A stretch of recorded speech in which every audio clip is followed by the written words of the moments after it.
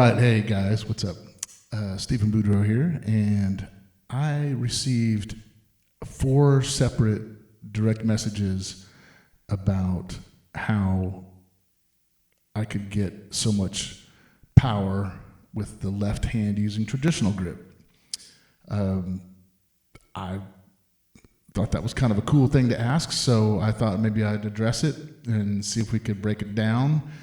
And it's not rocket science, but it's something that's probably been touched on by the greats over the years. But what I think the starter to this secret, it's not really a secret, but if there's a secret to it, it's probably the meaty paws. The meaty paws that make it happen. It's not anything magical or the forearms. Probably that. It's probably really the key to the left hand power, so to speak, with the traditional grip. I played traditional grip since I was 9 years old, since I first started. I'll probably throw a picture up there of what that looked like when I was 9 and got my first little snare drum. So that's what it looked like for me, right there. It's cute, right? Not so much the haircut. Anyway, so I wanted to start with what it might look like, maybe play a little bit and show what that looks like in slow motion. I have some samples or examples, so to speak, of me playing a little bit, in some recent videos that I had done. The first one is Cheap Trick, I Want You to Want Me. Let's listen to that for just a second, see how it goes.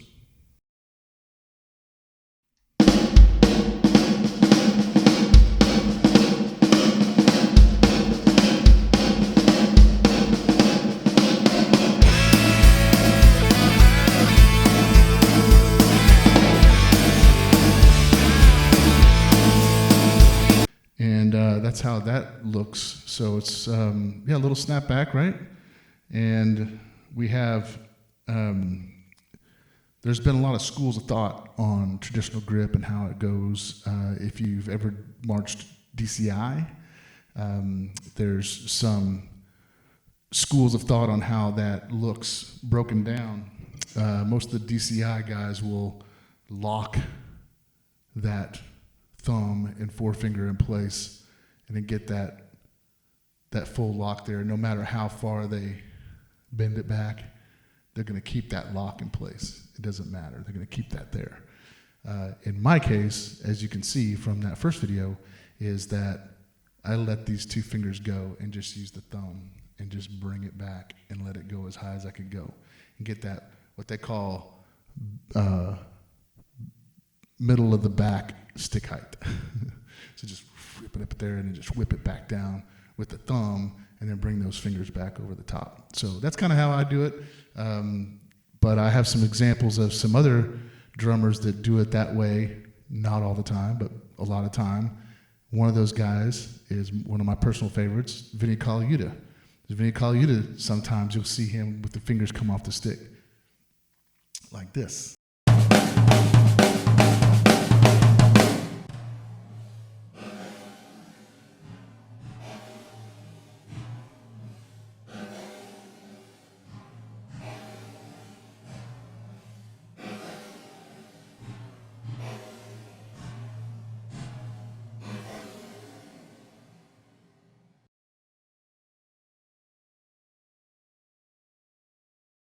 Another guy that does it sometimes, Buddy Rich, the greatest drummer of all time.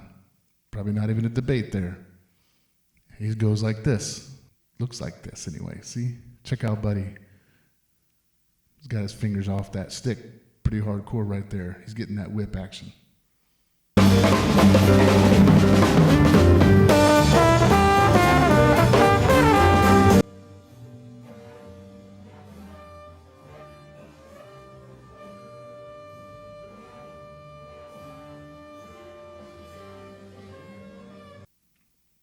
And there's some other examples too as well.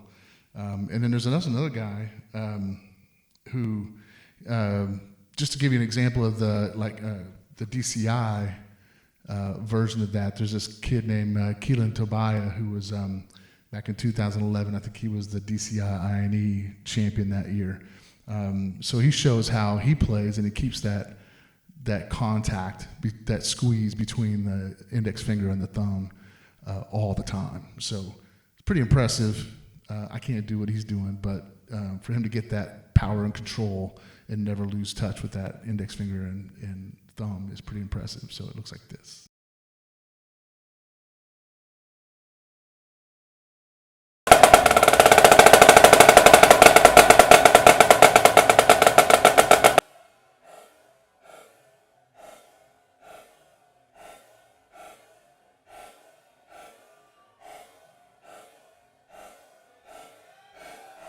So here's another couple of examples of my playing and what it looks like when I'm hitting with the left hand on a snare drum. Just, reckless abandon, pretty much. There's no finesse to it. It's just that whip action with the thumb. Here's a couple of police tracks.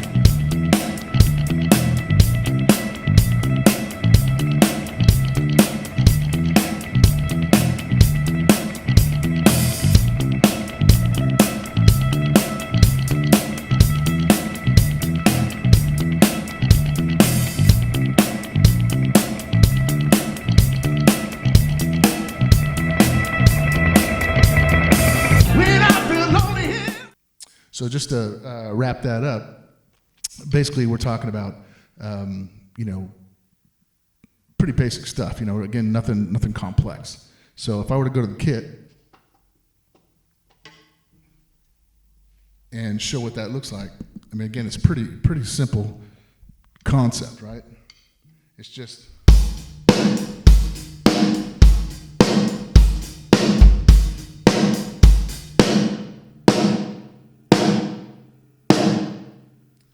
Do have that molar action going a lot of times. So sometimes you get that molar thing going, we can just whip it down. And that's where, once the whipping motion happens, right, it's going to whip and those fingers are going to come free. And that's where you get that ability to snap it back down, right? Whip molar stroke. But you don't always have to have it so egregious molar stroke. You can have it just enough of a molar stroke thing just to kind of give it the concept of it.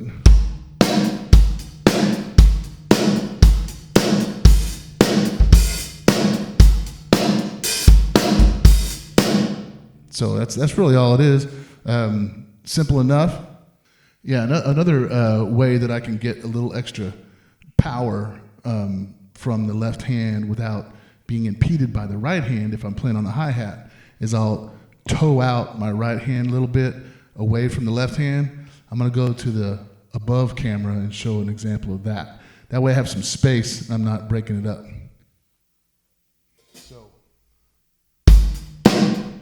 see this? If I was crossing over like most drummers do, I'll cross over, then it's going to impede that stick. If I wanted to keep the right hand quiet and the left hand popping, I got to get it out of the way. I can't whip it all the way back like I normally do. Or I could do like Charlie Watts from the Rolling Stones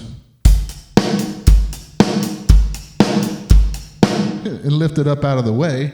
I could do that. Well, I'm not Charlie Watts, but that's how he plays. But that means you're missing that note. So if I want to keep this right hand quiet and whip the left hand, I got that clearance, right?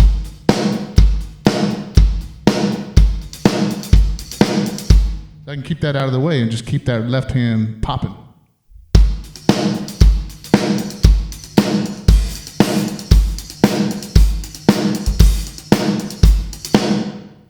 See how that works for me? It maybe require a little different setup for other people, but I mean, my toms are moved over to the left of my kick drum, so my hi-hat's even further over than most anyway. So I'm still toeing out.